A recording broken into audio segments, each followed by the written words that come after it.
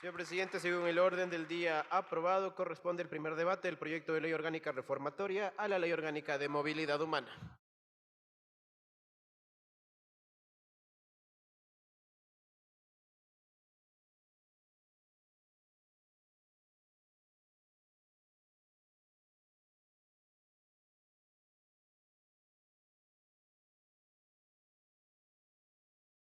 Proceda con la lectura del informe en la parte de conclusiones, por favor. Presidente, con su autorización.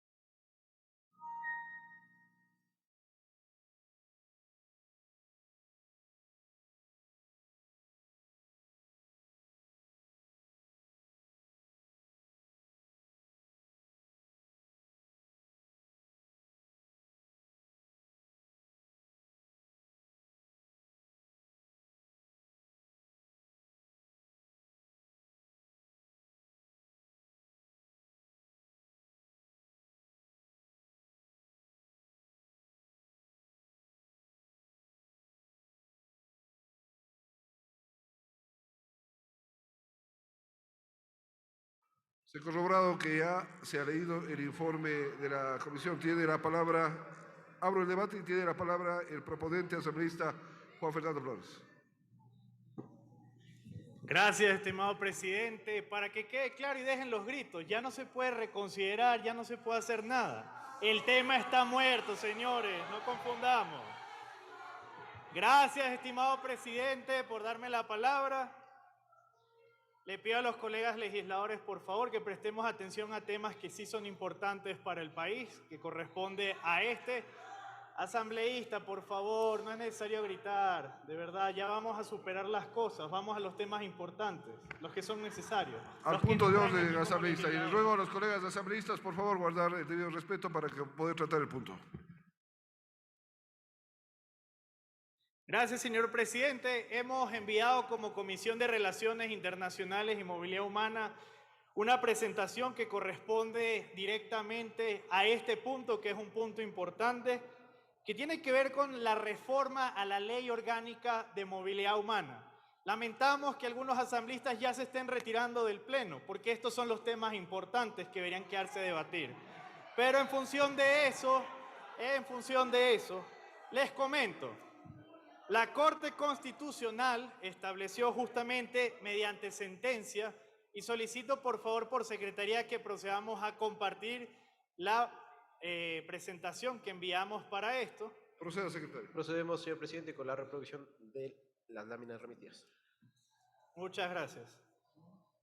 La Corte Constitucional el 15 de septiembre del año 2021 estableció mediante sentencia 335-13-J-20 justamente diferentes reformas que establecieron a lo que es la Ley Orgánica de Movilidad Humana. Para eso nos dieron justamente como dictamen, y leo textualmente lo que estableció la Corte Constitucional, que se tenía que adecuar la normativa de movilidad humana respecto a los estándares que deben cumplirse dentro de los procesos correspondientes a la asignación de una nacionalidad. Para que todos puedan tener el contexto en el cual estamos tratando este tema, esta reforma corresponde a los casos específicos de ciudadanos cubanos y venezolanos a quienes fueron vulnerados sus derechos una vez que adquirieron nacionalidad como ecuatorianos y que una vez siendo ecuatorianos se les retiró posteriormente la nacionalidad. En el caso de los ciudadanos venezolanos no se generaba un problema dentro de lo que era directamente a cuál nacionalidad debían responder, pero en el caso de los ciudadanos cubanos sí se generaba un problema, porque en el caso de la legislación cubana, automáticamente ellos por haberse declarado fuera de su país y haber de alguna manera desechado la situación, ellos se quedaban sin nacionalidad, porque no eran ni cubanos y tampoco eran ecuatorianos. Eso obligaba directamente a que se genere una situación de apátrida, por lo cual la Corte Constitucional estableció que tendríamos que justamente reformar conforme a lo establecido en la ley cuáles iban a ser esas garantías y cuáles iban a ser esos procedimientos para que se pueda hacer. Y si bien la Ley Orgánica de Movilidad Humana contenía disposiciones que garantizaban, dentro de lo que establece nuestra Constitución, todos los elementos de acoger justamente estos puntos, lamentablemente la normativa no se adecuaba de manera correcta a cada uno de ellos. Y en función de eso, es que la Corte Constitucional nos estableció incluso un plazo como Asamblea Nacional para poder cumplir con ello. Solicito, por favor, si pueden proceder a la siguiente lámina. En ese caso, ¿qué es lo que se hizo?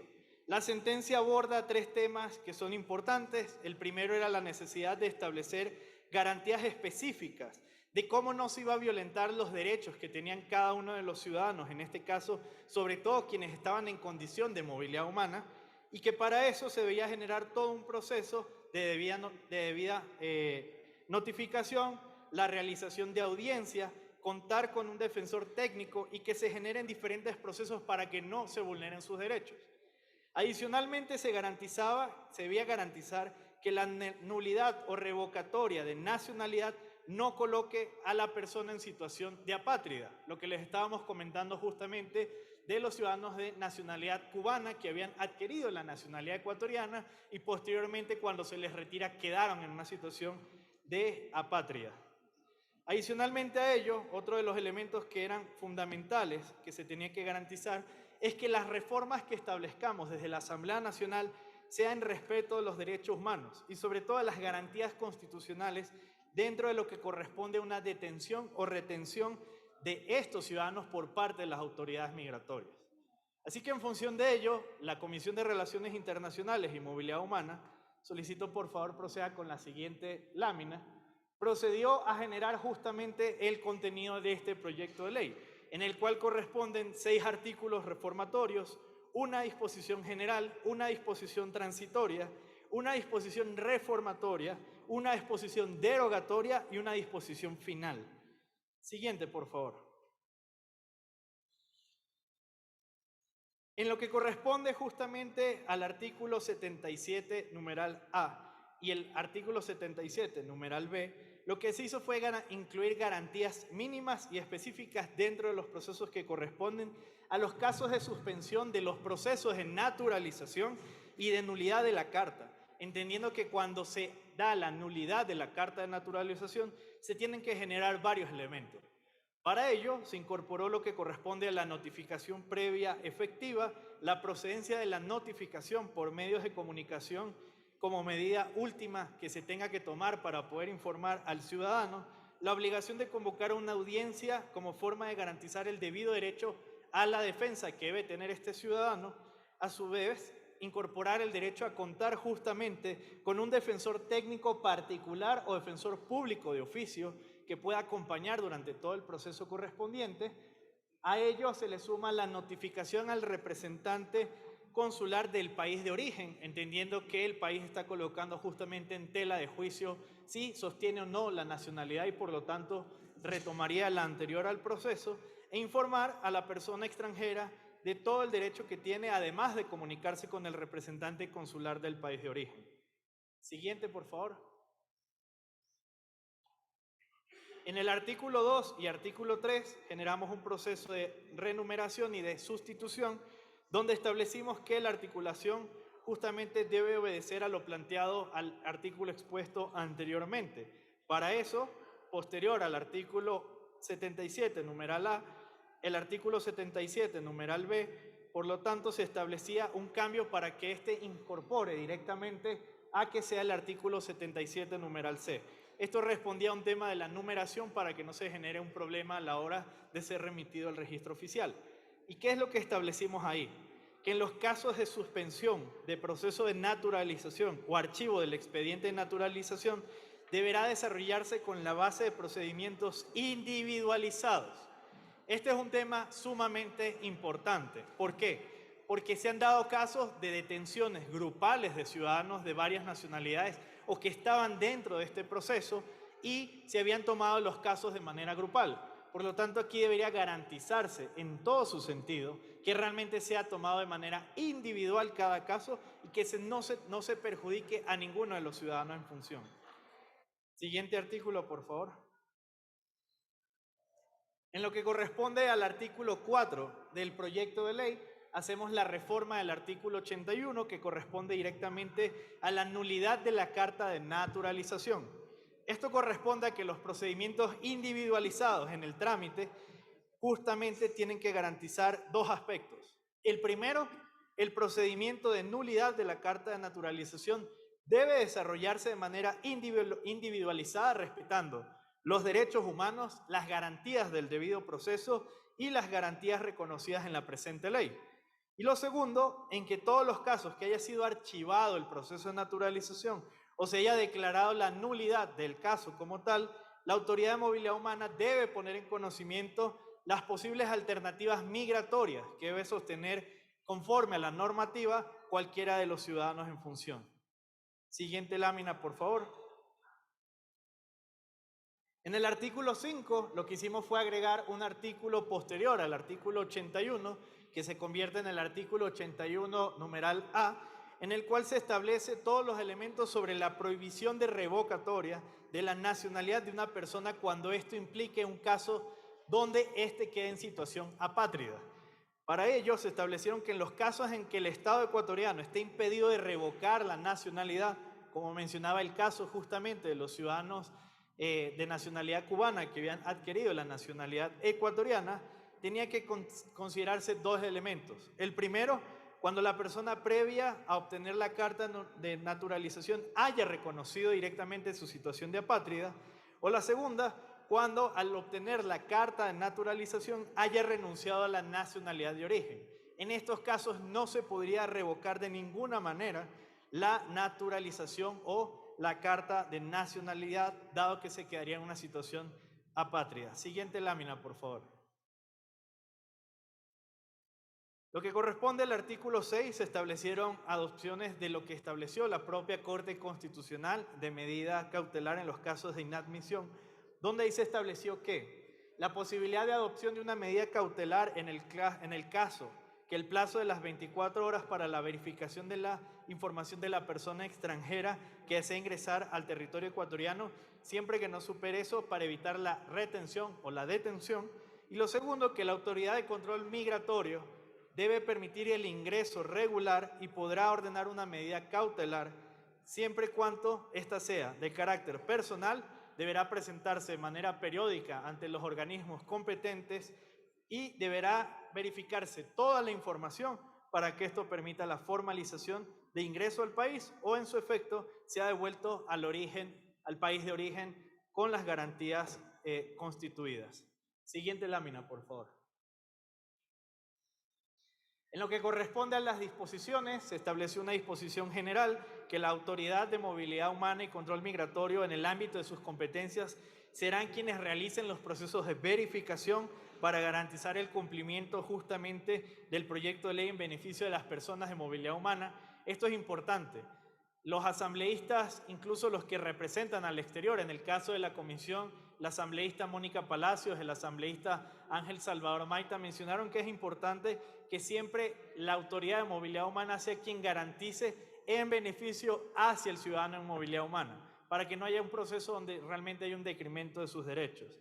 Adicionalmente, hay una disposición transitoria en la que se establece justamente que el presidente de la República es quien debe ser el responsable de revisar toda la normativa correspondiente, secundaria o reglamentaria, en un plazo no mayor de 180 días y, de ser necesario, haga las modificaciones correspondientes, y una disposición reformatoria que corresponde a la modificación del artículo 137 del Código Orgánico Administrativo sobre las actuaciones orales y audiencias. Esto en concordancia con lo establecido en el primer artículo que hemos mencionado. Además, se estableció una disposición derogatoria, una disposición final, que las mismas lo que buscan es justamente que se genere un proceso de derogar todas las disposiciones legales y reglamentarias que terminan afectando de una manera u otra este proyecto de ley, con lo cual es un elemento importante que no podemos dejar de lado. Este quizás pareciera un tema que no es de interés o que no tiene ninguna afectación, pero nosotros no podemos olvidar que Ecuador es un país no solo que tiene migrantes hacia el exterior, sino que es receptor de migrantes y que muchos de ellos han constituido parte de nuestra historia, que muchos de ellos justamente han constituido diferentes elementos que corresponden a lo que es nuestro accionar y nosotros debemos ser garantistas en derecho para nuestros ciudadanos, pero también para quienes han decidido hacer vida en nuestro país. Por eso, finalmente, es precisar que este proyecto de ley se originó con la necesidad de dar cumplimiento a una sentencia de la Corte Constitucional sobre un tema específico en la Ley Orgánica de Movilidad Humana y que, tomando en cuenta que esto se produjo justamente dentro de los procesos que teníamos que cumplir con la Corte, hemos como comisión, siendo conscientes de lo que teníamos que desarrollar, garantizar que se haga un informe y un proyecto de ley posterior, dado que lamentablemente no se cumplieron inicialmente con los tiempos establecidos. Así que en función de ello, la construcción de esta reforma o de todas las reformas que se han presentado en materia de ley orgánica de movilidad humana también incorporarán todos los elementos que corresponden a la Corte Constitucional y las sentencias que ellos dictaminen. Con eso concluyo. Lo único que sí solicito por secretaría nuevamente y para refrescar la memoria de los colegas legisladores que aún están presentes es que se dé lectura a la votación de lo que fue este informe correspondiente para que todos los colegas legisladores tengan con claridad que fue una votación que logró un consenso en la propia Comisión de Relaciones Internacionales y Movilidad Humana. Muchas gracias, estimado presidente y colegas legisladores.